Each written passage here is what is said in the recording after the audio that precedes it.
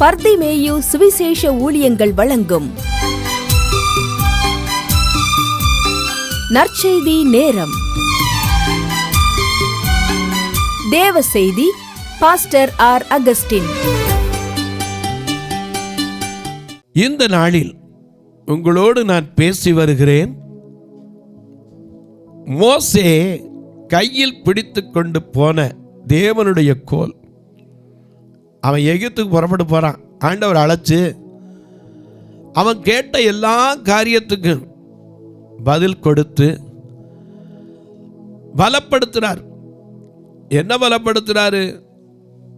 யாத்திராகம 4:11 படி, மனுஷனுக்கு வாயை உண்டாக்கினவர் யார்?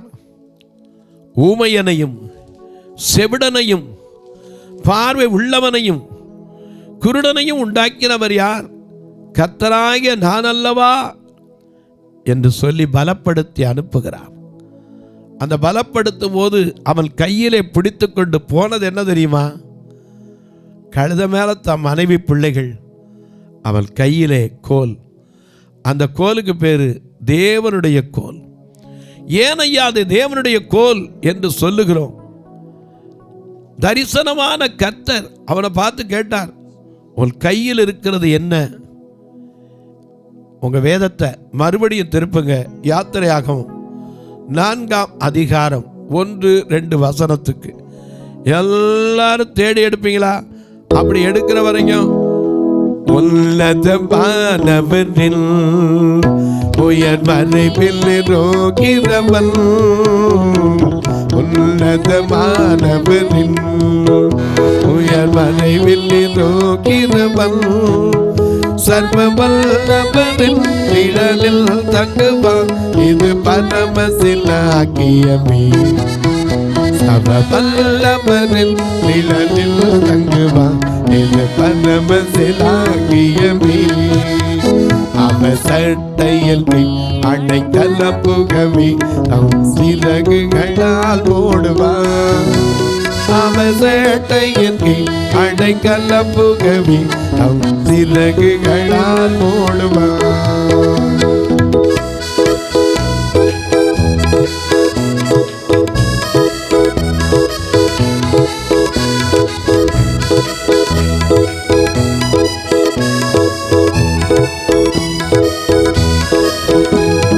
தேவனின் அடைக்கலமே, எல் கோட்டையும் அரணுமவே. தேவனின் அடைக்கலமே, எல் கோட்டையும் அரணுமவே. அவன் சத்தியம் பலி செய்யும் கேடகமும், அவன் சத்தியம் பலி செய்யும் கேடகமும், எல் நம்பிக்கையும் அவனே. அவன் சத்தியம் பலி செய்யும் கேடகமும், என் நம்பிக்கையும் அவனே. அவன் சட்டையின் அடைக்கல புகவி அவன் சிறகுகளால் ஓடுவான். அவன் சேட்டையின் அடைக்கல புகவி தம் சிறகுகளால் ஓடுவான்.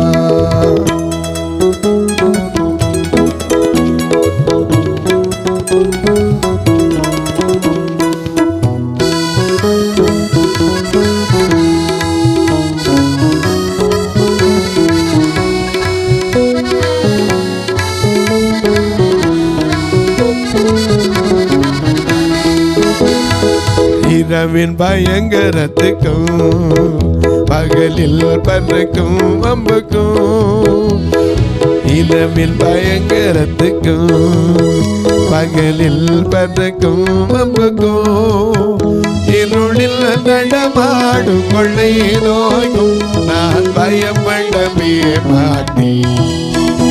இருளில் நடமாடும் கொள்ளை நோய்க்கும் நான் பயப்படவே மாட்டேன். அவன் தட்டையில் அடைக்கல புகவி அவன் சிறகுகளால் ஓடுவான். அவன் தட்டையில் அடைக்கல புகவி அவன் சிறகுகளால் ஓடுவான்.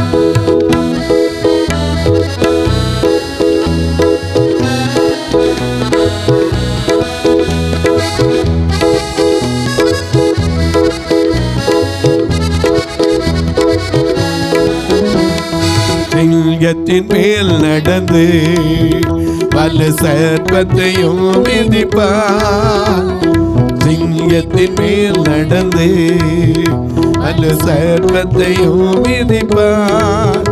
அவன் நாமத்தை நீ முற்றும் நம்பினதால், அவன் நாமத்தை நீ முற்றும் நம்பினதால் உன்னை விடுவித்து காத்திடுவார். அவன் நாமத்தை நீ நம்பினதால் உன்னை விடுவித்து காத்திடுவார். அவன் சட்டையில் அடைக்கல்ல புகவே நம் சிறகுகளால் மூடுவார். அவன் சட்டையில் அடைக்கல்ல புகவே நம் சிறகுகளால் மூடுவார். எல்லாம் எடுத்துருப்பீங்க. ஆண்டவர் மோசையை பார்த்து கேட்கிறார், உன் கையில் இருக்கிறது என்ன? உடனே அவன் என்ன சொன்னான்? ஒரு கோல் என்றான். ஏன்னா அவனுக்கு பார்க்க அது என்னதான் தெரிஞ்சது? ஒரு கோலா தான் தெரிஞ்சு. ஒன்றும் இல்லை, 40 வருஷம் பிடிச்சிக்கிட்டு தெரிஞ்சது இல்லை. 40 வருஷம் யாருடைய ஆடுகளை? மாமனாகிய எத்திரோவின் ஆடுகளை தரிசனம் பார்க்குற வரைக்கும் அந்த கோலை வச்சுதான் ஆடு மேய்ச்சிக்கிட்டு இருந்தான். இப்போ திடீர்னு உன் கையில் இருக்கிற கோல் என்னன்னு கேட்டால் என்ன சொல்ல முடியும்? ஒரு கோல் என்றான். ஆண்டவர், ஓஹோ, இன்னும் நீ என்ன செய்யலை, பக்குவப்படணும் அப்படிங்கிறக்க அந்த கோலை கீழே ஓடு. கீழே ஓட்டான். உடனே அது என்ன ஆயிடுச்சு? அடுத்த நிமிஷம் பாம்பாயிடுச்சு. ஏசு மந்திரவாதியா?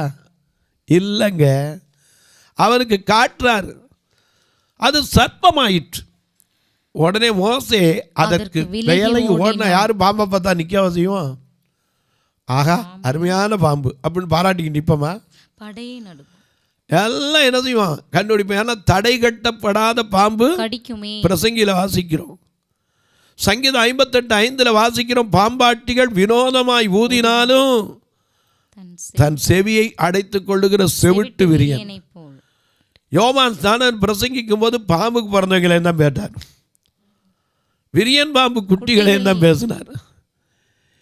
எனக்கு அன்பானவர்களே, மதுபானத்தை குறித்து சாலமோன் ஞானி எழுதும்போது அது பார்ப்பதற்கு பாத்திரத்திலே பளபளப்பாய் தோன்றும், முடிவிலே எதை போல கடிக்குமா? பாம்பை போல. நீதிமொழிகள் 23:29 வாசிக்கிறோம். ஐயோ, யாருக்கு வேதனை, யாருக்கு புலம்பல், யாருக்கு சண்டைகள், யாருக்கு ரத்தம் கலங்கின கண்கள், யாருக்கு காரணமில்லாத காயங்கள், மதுபானம் தங்கி தரிக்கும் இடத்திலும் கலப்புள்ள சாராயத்தை நாடுகிறவர்களுக்கும். அது பார்ப்பதற்கு பாத்திரத்தில் எப்படி இருக்கும்? பளபளப்பாய் தோன்றும். அதை நீ பார்க்காதே, முடிவில் விரியனை போல என்ன செய்யும்? இருக்கிற கொடிய விஷம். விரியனை போல தீண்டும். விரியன் தீண்டுனாலே விஷம். பாம்புங்கிறது கடிச்சா கூட அதுக்கு மருந்து இருக்கு, ஆனால் விரியனுக்கு என்ன கிடையாது? விஷம் கிடையாது. அதனால விரியன் பாம்பு குட்டிகளேனார். அதோட என்ன அர்த்தம்? ரொம்ப விஷமான ஆட்களே நம்மளை வஞ்சிருக்கார். அப்படித்தான் போகட்டும். இந்த சர்ப்பத்தை மாறின உடனே அவன் பயந்து விலகி ஓடினது பாம்புக்கு பயந்து இல்லை. ஏன்னா படைத்தவர் நமக்கு முன்னிருக்கார். ஏன்னா நமக்கு வருமுலவ என் பரலோக ராஜாவுக்கு முன்பாக நான் ஒன்றும் இல்லை, நான் ஒன்றும் இல்லை. என்னை படைத்த தெய்வத்துக்கு முன்பாக நான் ஒன்றும் இல்லை, நான் ஒன்றும் இல்லை. அந்த பரலோக ராஜாவுக்கு முன்பாக நான் ஒன்றும் இல்லை, நான் ஒன்றும் இல்லை. என்னை படைத்த தெய்வத்துக்கு முன்பாக நான் ஒன்றும் இல்லை, நான் ஒன்றும் இல்லை. என்ன படைத்தவர் இருக்கிறார். அவர் என்ன செய்வார்? ஒரு நிமிஷம் அந்த பாம்பை அப்படியே ஒண்ணுமில்லாம ஆக்க முடியும். ஆனால் இவன் ஏன் பயந்து ஓடுனா தெரியுமா? பயந்து ஓடின காரணம் ஆதியாகமம் 3ஆம் அதிகாரம் 1 வசனத்தை திருப்புங்க. தேவனாகிய கர்த்தர் உண்டாக்கின, நல்லா கவனிங்க, தேவனாகிய கர்த்தர் உண்டாக்கின சகல காட்டு ஜீவன்களை பார்க்கிலும், சகல காட்டு ஜீவன்களை பார்க்கிலும். என்ன பாருங்க, காட்டினில் வாழ்கின்ற யாமோ கடுங்காற்றோ பனித்தூறலும், காட்டினில் வாழ்கின்ற யாமோ கடுங்காற்றோ பனித்தூரலோ நாட்டினில் வாழ்கின்ற யாவோ நாதா உம்மை போற்றுதே எண்ணில் அடங்கா ஸ்தோத்திரம் தேவா என்றென்றும் நான் பாடுவேன் எண்ணில் அடங்கா ஸ்தோத்திரம் தேவா என்றென்றும் நான் பாடுவேன் இந்நாள் வரை என் வாழ்விலே இந்நாள் வரை என் வாழ்விலே நீ செய்த நன்மைக்கே இந்நாள் வரை என் வாழ்விலே நீ செய்த நன்மைக்கே என்னில் அடங்கா ஸ்தோத்திரம் தேவா என்றென்றும் நான் பாடுவேன். எல்லாவற்றையும் படைத்தார். அதான் சொல்றாரு 3ஆம் அதிகாரம் 1 வசனத்தை பாருங்க. தேவனாகிய கர்த்தர் உண்டாக்கின சகல காட்டு ஜீவன்களை பார்க்கிறோம் சர்ப்பமானது தந்திரமுள்ளதாய் இருந்தது. அதனாலதான் இது தந்திரத்தினாலதான் ஏவாள் என்ன செஞ்சு 2 கொரிந்தியர் 11:2 வாசிக்கிறோம். பவுல் சொல்லுகிறார் அதான் அவருக்கு பயமே. அவர் பயந்தது அதுக்கு தான். நான் உங்களை கற்புள்ள கன்னிகையாக கிறிஸ்து என்னும் ஒரே புருஷனுக்கு ஒப்பு கொடுக்க நியமிக்கப்பட்டிருக்கிறபடியால் உங்களுக்காக தேவ வைராக்கியம் கொண்டிருக்கிறேன். ஆகிலும் சர்ப்பமானது தன்னுடைய தந்திரத்தினாலே ஏவாளை வஞ்சித்தது நம்மளே வஞ்சிடக்கூடாதுன்னு பயம். எனக்கு கண்பாரில் இவனுக்கு பயந்தது பாம்புக்கு இல்லைங்க. ஏன்னா அவன் தைரியமாக காட்டுக்குள்ளே ஆடு மேய்ச்சிக்கிட்டு இருந்தவன். எத்தனை பாம்பு அடிச்சிருப்பான்? எத்தனை இடத்துல காட்டுக்குள்ளே பாம்பு இருக்காதா? சாதாரணமாக தெரியும். ஒன்றுமில்லை, நாங்கள் திருநெல்வேலியில் சர்ச்சு வச்சுருக்கோம்.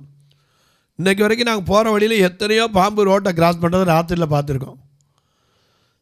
என் கூட வண்டி ஓட்டுற பையன் அடிக்கடி வண்டியை நிப்பாட்டோம். என்னடா கேட்டால் பாம்பு கிராஸ் பண்ணுது போட்டோம்மா. ஏன்னா சில நேரம் மலம்பாம்பு கூட அந்த ரோட்டு வழியாக போகும். நீளமாக அந்த ரோட்டுக்கு சரியாக இருக்கும். எந்த இடத்துல பாம்பு இல்லை? எல்லா இடத்துலையும் இருக்குங்க. எனக்கு அன்பாருளே, அதனால தான் செவி பாம்பு செவிம்பாங்க. அதுக்கு எங்கேருந்து மகுடி ஊதுனாலும் என்ன செய்யும்? கேட்டு வந்துடும், போகட்டும். எனக்கு அன்பாருளே, இது எதுக்கு பயந்தான்? பாம்புக்கு பயப்பட்டான்னு இல்லை, விலகி ஓடினது பாம்புக்கு இல்லை. ஏன்னா அவன் எத்தனையோ பாம்பை, எத்தனை ரக பாம்பையோ பார்த்துருப்பான். ஆடை கடிக்க வந்திருக்கு, எத்தனை தொழில் அடக்கமாக அடிச்சிருப்பான். அதுக்கு பயந்து ஓடலை. ஏவாளை வஞ்சித்தது எதுதான்? இந்த பாம்பு தான், இந்த சர்ப்பம் தான்.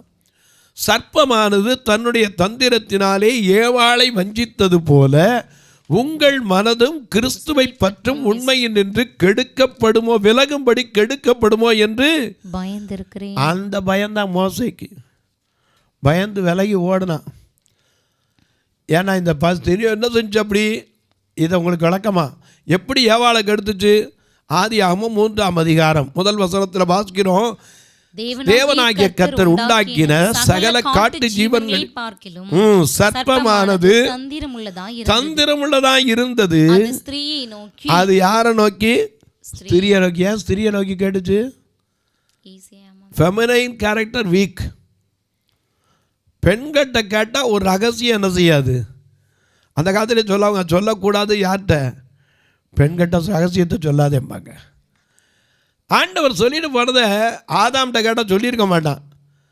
இவர் எதிராக கண்டுபிடிக்கிற வழி வீக்கர் செக்ஷன். ஏன்னா நான் சொல்லலை, 1 பேதுரு 3ஆம் அதிகாரத்தில் வாசிக்கிறோம்.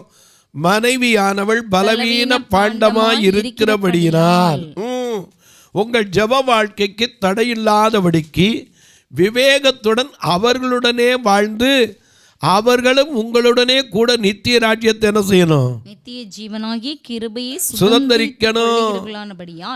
அவர்களுக்கு செய்ய வேண்டிய கனத்தை செய்யுங்கள். ஏன்னா இவங்க பலவீன பாண்டம். ஒரு சின்ன காரியம் நடந்துருந்தா அதை வச்சே புலம்பிக்கிட்டு இருப்பாங்க பாதி நாள். ஆண்கள் டக்குன்னு மாறி வந்துடுவாங்க. அதனால தான் ஃபெமினைன் கேரக்டர் வீக். எனக்கு அன்பானவளே, அவன் யார்கிட்ட கேட்டால் உடனே வரும். அதனால தான் சர்ப்பமானது ஸ்திரியை நோக்கி தோட்டத்தில் உள்ள நீங்கள் தோட்டத்தில் உள்ள சகல விருட்சங்களின் கனியையும் புசிக்க வேண்டாம் என்று தேவன் சொன்னது உண்டோ என்றது. எப்படி வாயிலிருந்து வார்த்தையை பிடுங்குறாரு பாருங்க. எதையெல்லாம் எல்லாத்தையும் சாப்பிடக்கூடாதுன்னு சொன்னாரு. உடனே அந்த மாதிரி நோ அப்படிலாம் சொல்லலை.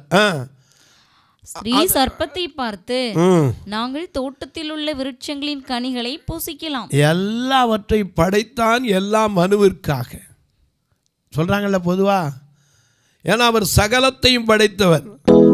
சகலமும் படைத்தவரே, சர்வ வல்லவரே, சகலமும் படைத்தவரே, சர்வ வல்லவரே,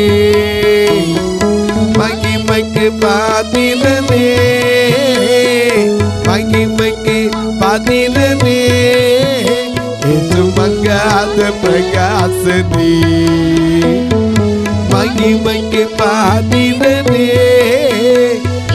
மங்காத பிரகாசமே. ஆராதிக்கின்றோம், ஆர்ப்பரிக்கின்றோம், அன்பு செய்கின்றோம். ஆராதிக்கின்றோம், ஆர்ப்பரிக்கின்றோம், அன்பு செய்கின்றோம். பிதாவே ஆராதிக்கின்றோம், இயேசுவே ஆர்ப்பரிக்கின்றோம், ஆவியானவரே அன்பு செய்கின்றோம். தூய ஆவியானவரே அன்பு செய்கின்றோம். சகலமும் படைத்தவர். அதனால யோபு சொல்றார், தேவரீர் சகலத்தையும் செய்ய வல்லவர், நீர் செய்ய நினைத்தது ஒருபோதும் தடைபடாது என்பதை யோபு 42:2 பார்க்கிறோம். சகலத்தையும் படைத்தவர். அந்த படைத்த ஜீவனுக்குள்ள சர்ப்பமானது மகா தந்திரம் உள்ளதா இருந்துச்சு. அதனால தான் அது ஸ்திரியை நோக்கி அடிச்சு, இந்த தோட்டத்தில் இருக்கிற எல்லா கனியும் சாப்பிடக்கூடாதுன்னு சொன்னார். உடனே அந்த மாதிரி நாங்கள் இல்லை என்ன சொன்னார்? சர்ப்பத்தை பார்த்து, நாங்கள் தோட்டத்தில் உள்ள விருட்சங்களின் கனிகளை புசிக்கலாம், நல்லா சாப்பிடலாம், ஆனாலும் தோட்டத்தின் நடுவில் இருக்கிற அந்த கனியை குறித்து தேவன் நீங்கள் சாகாதபடிக்கு அதை புசிக்கவும் அதை தொடவும் வேண்டாம் என்று சொன்னார். உடனே சர்ப்பம் பார்த்துச்சு, ஓஹோ அப்படியா சொல்லியிருக்காரு, நீங்கள் இந்த திங்கிற நாளில் சாக மாட்டீங்க, அவரை போல மாறிடுவீங்க. ஏன் தம்முடைய சாயலில் படைத்த அந்த ஆதாமுக்கு ஏவாளுக்கு இப்போவே நாங்கள் அவர் சாயலில் தானே இருக்கோம்னு சொல்ல தெரிஞ்சா தெரியல. ஏன்னா சத்துரு அவருடைய மனக்கண்களை என்ன செஞ்சுட்டான்? குருடாக்கி வச்சுட்டான். கொரிந்து சபை சொல்கிற மாதிரி இப்பிரபஞ்சத்தின் அதிபதி மனக்கண்களை என்ன செஞ்சுட்டான்? 2 கொரிந்தியர் 4:4 ஆமாம் அழகாக எழுதி வச்சுருக்கார். மிக அழகாக நமக்கு எழுதியும் வச்சுருக்கார். நாம் அறியக்கூடாதபடிக்கு கண்களை குருடாக்கி வச்சுருக்கான். 2 கொரிந்தியர் 4:4 மிக அழகாக நமக்கு எழுதி வச்சுருக்கார். நாம் அநேக நேரம் அதை மறந்துடும். இப்பிரபஞ்சத்தின் அதிபதி மனக்கண்களை குருடாகிட்டான். நாங்கள் இப்போமே அவருடைய சாயலில் தானப்பா இருக்கோம். ஏன்னா அவர் உண்டாக்கும் போதே எப்படி சொன்னார்? தமது சாயலாக தமது ரூபத்தின்படி மனுஷனை உண்டாக்க வேண்டும் என்று தான் தீர்மானித்து உண்டாக்கினார். இப்போ சொன்னால் நீ அவரை போல மாறிடுவப்பா, நீ சாக மாட்ட. உடனே பார்த்தா கண்ணுக்கு அருமையாக தெரிஞ்சது. சுசிக்கிறதுக்கு நல்லா தோல்கள் இல்லாமல் முள்ளுகள் இல்லாமல் உடனே பறித்து சாப்பிட்ற மாதிரி இருந்துச்சு. உள்ளே பார்த்தா அழகாக பழுத்து இருக்க, இனிப்பாக இருக்கும் போல், பார்வைக்கு அருமையும் புசிப்புக்கு ஏற்றதும் இச்சிக்கப்படத்தக்கதுமாய் இருந்தது. உடனே அதை பறித்தா தான் மட்டும் இல்லை புருஷனையும் கூட்டிகிட்டு போயிடணும். பரவாயில்ல, பொண்ணாரிக்கு நல்ல பண்பு. ஏன்னா ஒருத்தரை விட்டு ஒருத்தர் என்ன செஞ்சிடக்கூடாது, போயிடக்கூடாது, கடைசி வரைக்கும் பிரியக்கூடாது. நான் உன்னை விட்டு போக மாட்டேன்ன மாதிரி தானும் சாப்பிட்டு அவனும் கொடுத்து என்ன செஞ்சிட்டா, 2 வேளை எடுத்து போட்டால். அப்போ கூப்பிட்டு ஆண்டவர் கேட்டார், எப்பா எங்கே இருக்கிற? இது வரைக்கும் உங்களோட பேசிக்கிட்டு இருந்தேன், இப்போ பேசாமல் ஓடி போயிட்டு எங்கடா போனேன்? அப்போ தான் கேட்குறார், நான் புசிக்க வேணான்னு சொன்ன திருட்டியா? ஓஹோ, அதான் காரணமா? தோட்டத்தில் போய் அத்தி இலையை கட்டிக்கிட்டு ஒளிஞ்சிக்கிட்டு நின்னான். அப்போ தான் ஆண்டவர் கேட்குறா 9ஆம் வசனத்தில், ஆதாமே நீ எங்கே இருக்கிறாய்? தேவனுடைய சத்தத்தை கேட்டையா, அதனால் பயந்து போய் தோட்டத்துக்குள்ளே ஒழிஞ்சிருக்கேன். உனக்கு யார் நிர்வாணின்னு சொன்னது யார்? நான் உலக்கி வச்சதை கனியை புசித்தாயோன்னு சொல்லி ஒவ்வொருத்தருக்கும் சாபம் கொடுத்தார். இந்த சர்ப்பத்துக்கு சாபம் என்ன கொடுத்தாரு? அவன் உயிரோடு இருக்கிற நாளெல்லாம் மண்ணை திங்கணும், வயிற்றுனால நகலணும். இதுதான் அவர் கொடுத்த சாபம். அந்த ஏவாளை வஞ்சித்தது போல இத்தனை வருஷ காலம் ஆண்டவர்கிட்ட பின்வாங்கி போட்டோம், திரும்ப தரிசனம் கிடச்சிருக்கு. இப்போவும் வஞ்சிக்கப்படக்கூடாது, அதற்கு பயந்து விலகி ஓடினான். அப்போ தான் அவர் சொன்னார், உன் கையை நீட்டி என்ன செய்ய, அதன் வாளை பிடினார். பிடிச்ச போது சர்ப்பமாயிற்று. இந்த மீண்டும் என்ன ஆயிடுச்சு? கோலாயிருச்சு. இந்த கோலத்தான் மோசே என்ன செய்தான்? கையிலே பிடித்து கொண்டு எகிப்துக்கு பார்வோனிடத்தை சந்திப்பதற்கு போகிறான். தொலைக்காட்சியில் பார்க்கிற என் அன்பு மக்களே, இன்றைக்கு சொல்லுவேன், அவருடைய கோல் தடி நம்மை தேற்றும். ஏன்னா அவர் நல்ல மெய்ப்பன். நாம கூட பாடுறோம்ல, நல்ல மெய்ப்பன் நீதானப்பா, நல்ல மெய்ப்பன் நீதானப்பா, நான் உந்தன் ஆட்டுக்குட்டி, நான் உந்தன் ஆட்டுக்குட்டி, அப்பா நான் உம்மை பார்க்கிறேன், அம்மே நான் உம்மை துதிக்கிறேன், அப்பா நான் உம்மை பார்க்கிறேன், அன்பே நான் உம்மை துதிக்கிறேன், அப்பாவும் நீரே, அப்பாவும் நீரே, அப்பாவும் நீரே, அம்மாவும் நீரே, நான் உந்தன் பிள்ளை அல்லோ, நான் உந்தன் பிள்ளை அல்லோ. நல்ல மெய்ப்பன் ஆடுகளுக்காக ஜீவனை கொடுக்கிறவனாச்சே, பயப்படுவானா? எனக்கு அன்பானவர்களே, இந்த கோலத்தான் நம்பிக்கையோடு எடுத்துக்கிட்டு வேற ஒன்றும் அவன் கையில் கொண்டு போனதா வேதம் எழுதப்படவே இல்லை. அந்நிய தேசத்துக்கு போகிறான், அவன் விட்டு வந்த தேசத்துக்கு போகிறான், என்ன நடக்கும்னு தெரியாது, பயந்து தான் ஓடி வந்தான். அங்கே ஒருவேளை பார்வோனுடைய குமாரத்தி அடையாளம் கட்டுட்டா என்ன ஆகிறது? எந்த பயமும் இல்லை. கையில் எதை வச்சுட்டு போகிறான்? தேவனுடைய கோல். தொலைக்காட்சியில் பார்க்கிறவர்களே, இந்த நிகழ்ச்சி நாள்தோறும் பார்க்குறீங்க, கேட்குறீங்க, சந்தோஷப்படுறீங்களே, ஒரு வார்த்தை ஜெபம் பண்ணுறீங்களா?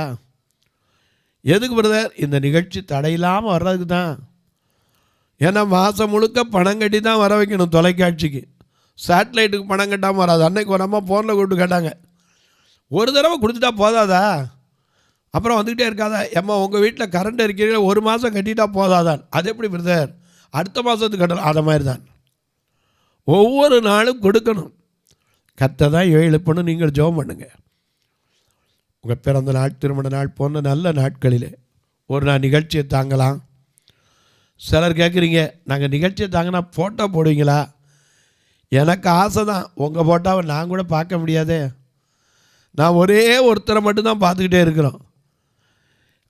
அவர் எப்போதும் எங்களை பார்க்குறார், நான் அவரை பார்க்குறோம், வேறு யாரையும் பார்க்குறதில்ல. ஏன்னா இந்த உலகத்தில் அதுக்கு தான் வச்சுருக்கார் ஆண்டவர், அப்படியே பார்க்கத்தான். அதனால் உங்கள் படத்தை நான் பார்க்க முடிஞ்சால் தானே போடுற ரசிக்கிறதுக்கு. தயவு செய்து அப்படி கேட்காதே. உங்களுக்காக ஜெபம் பண்ணுவோம், நம்பிக்கை இருந்தால் அனுப்பு. ஒரு வேளை இல்லை நான் வந்து கலந்துக்கிறேன், தாராளமாக வாங்க. உங்கள் பிறந்த நாள், திருமண நாள் போன்ற நல்ல நாட்களில், உங்களுக்கு ரொம்ப நாளாக குழந்தை இல்லாமல் இருந்து குழந்தை கிடச்ச நாள், வேலை கிடச்ச நாள், ஒரு வீடு கட்டி பால் காய்ச்ச நாள், இப்படிப்பட்ட நாட்களில் ஒரு நாள் நல்ல சாப்பாடு கொடுக்க உதவலாம், இவங்களை கூட்டிகிட்டு வரக்கு உதவலாம், ஒரு கட்டுமான பணிக்கு உதவலாம். ஏன் ஒரு வேளை கர்த்தர் உங்களை ஆசீர்வதிச்சிருந்தா இந்த சபைக்கு ஒரு வேனை கூட வாங்கி வைங்க, நான் கடந்து போவேன். ஆனால் நிச்சயமாக கர்த்தர் நிச்சயமாக அந்த சபையை உண்டாக்கினவர், அவர் கடைசி மட்டும் நடத்த வல்லவர். அவர் கடைசி வரைக்கும் நீங்கள் செஞ்ச நன்மை அந்த சபை நினைத்து கொண்டிருக்கும். கர்த்தரும் அதற்கேற்ற பலனை கொடுப்பார். எனக்கு அன்பானவர்களே, வயது முதிர்ந்த தாய்மார்களுக்காக ஒரு கட்டடம் கட்டி வரோம். இதற்கென்று உதவலாம். பார்வையற்றவர் மரித்தா கூட எப்போ ஒரு ஃபியூனரல் ஃபண்டு வச்சுருக்கணும். எப்படி பிரதர் நாங்கள் உதவுறோம், இவ்வளவோ சொல்கிறீங்க, நாங்கள் இதுக்கு எப்படி உதவி பண்ணலாம்? இதில் 2 ஃபோன் நம்பர் வருது, அது மட்டும் இல்லை QR கோடு வருது. நீங்கள் அது வழியாக ஸ்கேன் பண்ணி போட்டாலே எங்களுக்கு வந்து சேர்ந்துடும்.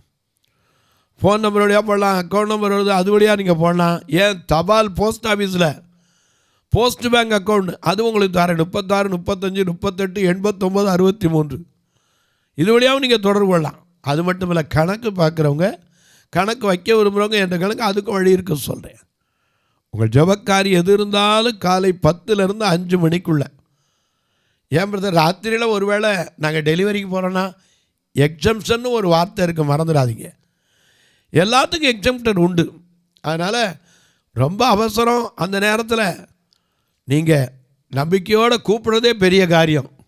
கூப்பிடுங்க, கட்டாயம் ஜெபிப்பேன். இப்போ உங்களுக்காக ஜெபிக்கட்டுமா? நல்ல பிதாவே, நன்றியோடு துதிக்கிறோம் சுவாமி. இந்த மனமகிழ்ச்சியான நல்ல நாளிலே ஆண்டவருடைய நாமத்தினாலே இந்த கோல்